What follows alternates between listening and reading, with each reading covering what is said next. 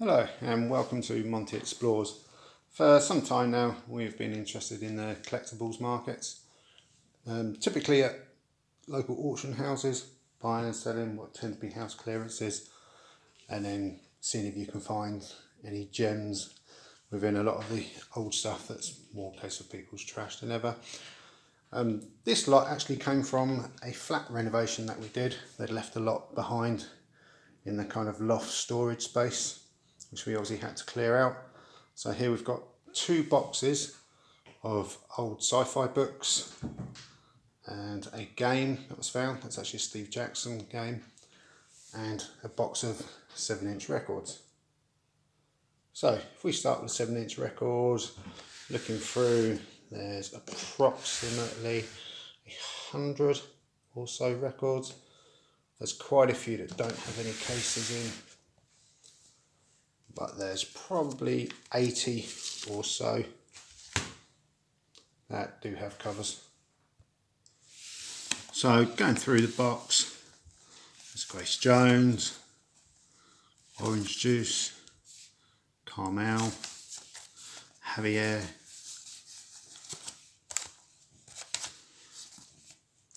Joy Division, Sade, Central Line, Romney, Gary Newman, George Michael. It's just kind of a selection of the records that we found. A few of these got sold at Boot Fair last summer when we got them, and the rest of these has just been listed online as a bulk lot for someone to go through, see if there's anyone's interest. I did look at a couple when we first got hold of these on eBay, and there were a few that are kind of £4 or £5, but I don't have the time to go through them all, and I don't have a record player, so that'll be for someone else to have the joys of doing that. So onto the books. In the first box, the red tub of books, there were these books, a lot of sci-fi. Red Sands by Thompson and Carter, there's a Clive Barker Weave World, there's some Star Wars. There's quite a few of these wild cards, which has been edited by George R.R. Martin, was famous for Game of Thrones. There's quite a few of them. There's got some Wargaming, some X-Files, The Hobbit. There's a couple of Tolkien books. There's a James Herbert with no cover. There's an Animal Farm, which kind of looks oldish. It was nowhere near a first edition. This edition was 1978, so still 45 years old nearly, not too bad. There was also Mysterious Britain, Horror Skies.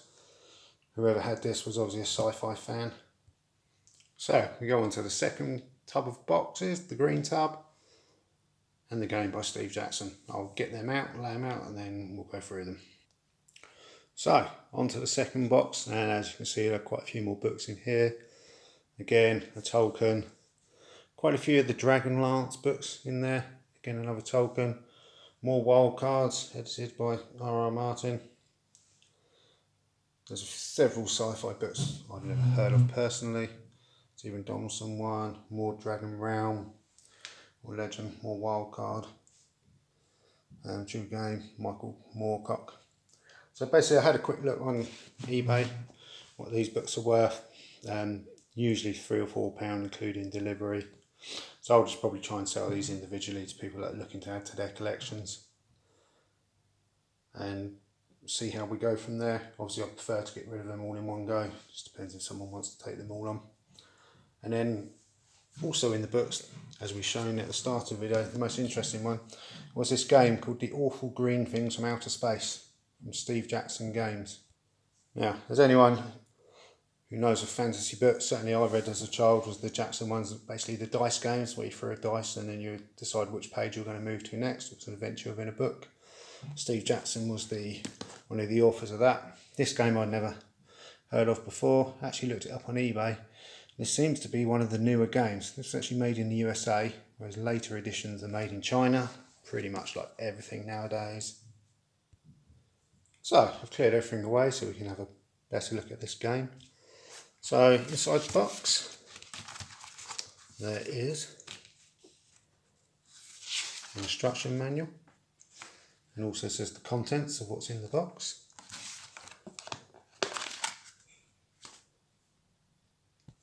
We also have the map, or the board game, which is kind of folded up piece of paper. And then inside the box we have effectively the playing parts, which are all bagged up. Originally these would have been on a piece of pressed cardboard that you had to press the bits out of. All the parts appear to be there. So looking at the games that are on eBay, they vary for anything from £30 to £45, but none of them are as old as this one. You know this one's this old as one, it's made in America, as we already discussed, and secondly, it didn't come with any dice. You need several dice to play the game, and in the instruction leaflet it says to be played with X amount of dice. So as we look in the instruction leaflet, it says 2 cardboard sheets to be cut into following pieces, 22 crew, 71 awful green things, 29 weapons, 15 weapon effects. A zip knot bag. You also need 5 6-sided dice, not included. Looking at the back, as it says made in USA and the serial number is 1111. A couple of games that I've seen online have listed higher numbers than that, so I presume they're later serialisations and different artwork on the boxes. Hope you enjoyed the video here. If you'd like to know more, leave some comments in the comments section below. If you like the video, give it a like and subscribe. And if you'd like to purchase anything that you've seen in the videos today, give us a contact via the page. Cheers, bye.